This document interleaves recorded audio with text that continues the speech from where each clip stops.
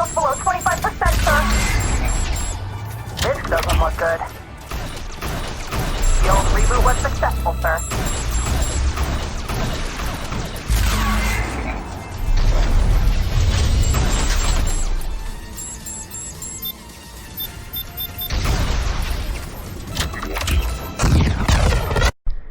Space outside the attack cruiser Bisling tore open in fireplaces. For a moment, anyone looking into the expanding rents would have received a true glimpse into anti-infinity.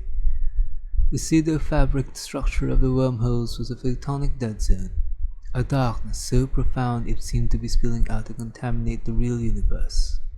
Then ships were suddenly streaking up out of the gaping termini, accelerating away at 6 Gs, twisting round on interception trajectories. They are different from the spherical Garisian naval craft which they had tracked between the stars, graceful, streamlined teardrop shapes. Larger and dangerously powerful. Alive. That is the opening passage to The Reality Dies Function by Peter F. Hamilton. Had I still not been reading the novel, after finishing Darkstar 1, I would never have purchased Starpoint Gemini 3, and allowed little green men gaming to surprise me with an unusually enjoyable space adventure. Ships, Captain Bold. 3 ships, Captain. 3 pirate ships armed to the teeth. You play as Jonathan Bold, a trust fund baby who abandoned his cushy life on Earth to escape the deadly political infighting after his prominent grandfather passed away. You are partnered with Ada, a snarky but motherly artificial intelligence program that will not hesitate to mutiny when your decisions are not in your mutual interest. Let's get out of the way what everyone likely knows about Starpoint Gemini 3 by now. The voice acting and the dialogue are bad, but not as bad as you are led to think. The issue is that the developers want to introduce the player to the lore of the universe as soon as possible, so when the characters discuss something or someone new, they talk with heavy exposition to get the information out of the way as soon as possible. Once they did, the characters will noticeably talk like everyday people. How much? 3 and 8. 3 old pajamas and 8 bananas? Captain Bold, I'm impressed. I'll be honest, I did find that grating until it occurred to me that the developers are likely referencing that bananas are, believe it or not, on an endangered fruit, and that pajamas are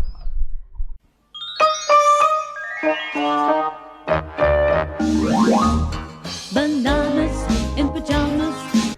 alright. Perhaps they're referencing that. Maybe they are big fans. Who knows? What I do know is, you're going to love the misadventures Bold get into if you just give the game a chance. In Starpoint Gemini 3, you fly a hot rod in space. Your default ship is completely and thoroughly customizable and upgradable, but the parts are costly. I actually spent an afternoon grinding in Pirates Harbor to earn the 25,000 credits for a Shredder 2 blaster. I thought the improved weaponry would be able to let me get past the firefight in the Earth mission, but it didn't. So looks like I'll be grinding for credits to swap out the hull on the engines next. All the grinding reminds me of the forlorn days of playing JRPGs on the Sony PlayStation. Back then, I had to spend days, if not weeks, grinding levels just to defeat a troublesome boss to move on with the story. Grinding was never fun then and still remain not so fun today. But if you have the patience and the time to do so, it is worth it just to hear the rapport between Bold and Ada. What hinders me from earning credits faster is the need to stock up on as many guided missiles as possible. Missiles are money sinks, but necessary. The first thing you need to do in combat is to knock out the shields of the enemy vessel, and the simplest method of doing so is to fire guided missiles. Once the shields are down, spray the hull with bullets until it explodes. But shields rarely stay down, and the guided missiles occasionally miss the targets. So there is a good chance that a single battle will drain my stockpile of missiles from 32 to 5, maybe 0 even.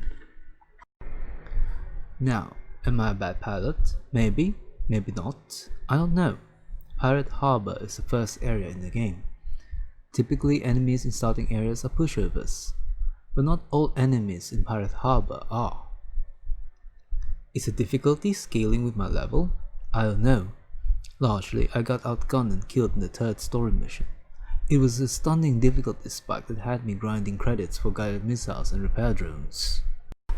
What I did notice is that if you have, say, 100 credits to your name, maybe lower, the game will hand you jobs with high monetary rewards, with 15,000 being the minimum, on 24,000 being the maximum, if I recall correctly. But when you have a good balance in your purse, it'll hand you jobs with middling monetary rewards, with 5,000 being the minimum, on 9,000 being the maximum, again, if I recall correctly. Even so, everything in this game is so expensive that you'll find yourself going broke on replaying the same missions again and again just to earn enough credits for something. I'll be honest, the story in Starpoint Gemini 3 grows on you. When the developers say they're producing a game with a personal story, they aren't kidding. You're not going to love Bold when you first meet, but eventually you'll grow to enjoy watching him get into one mess after another. But the gameplay can feel punishing when you least want it to, and subs out whatever enthusiasm you have for the next chapter in the story. Thankfully, changes are coming. Starpoint Gemini 3 is in early access and is being prepped for release sometime, I think, October. So there's a good chance that my concerns will be addressed in the upcoming updates. Until then, I'm going to grind several 100,000 credits for a new hull on the new engine.